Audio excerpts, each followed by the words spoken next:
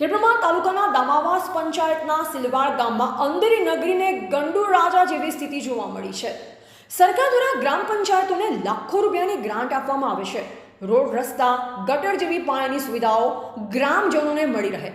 આઝાદીના આટલા વર્ષો પછી પણ દામાવાસ પંચાયતમાં આવતા સિલવાડ ગામમાં જ્યાં જુઓ ત્યાં ગંદકી જ જોવા મળે છે।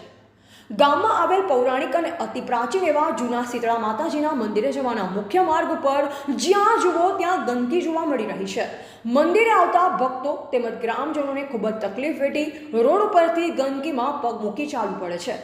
પંચાયત દ્વારા હલકી ગુણવત્તાના રોડ બનાવી પંચાયતના સત્તાધીશો પોતાના ખિસ્સા ભરતા હોય તેવી લોકમુખે ચર્ચા। આજે જ્યાં જુઓ ત્યાં ગંદકી જોવા મળે છે, છતાં પણ પંચાયત દ્વારા ગામમાં સ્વચ્છ ભારત મિશન ODF+ મોડલ સિલવાડ ગામનું બોર્ડ મારી સરામાં આવે તેવું કામ કર્યું છે। ગામમાં જ્યાં જુઓ ત્યાં રોડ ઉપર ઉકરડા તેમજ કાદવ કિચડ જોવા મળે છે।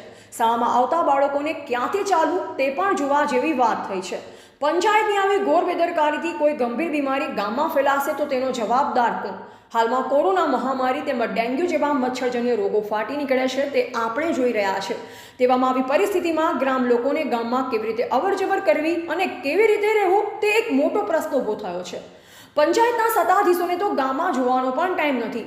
ગંદકીથી ગામના લોકો હેરાન પરેશાન થાય છે કે ગંદકીના કારણે બીમારીથી ગામમાં કોઈ મૃત્યુ થાય તેની રાહ જોઈ રહ્યા હોય તેવું લાગી રહ્યું છે।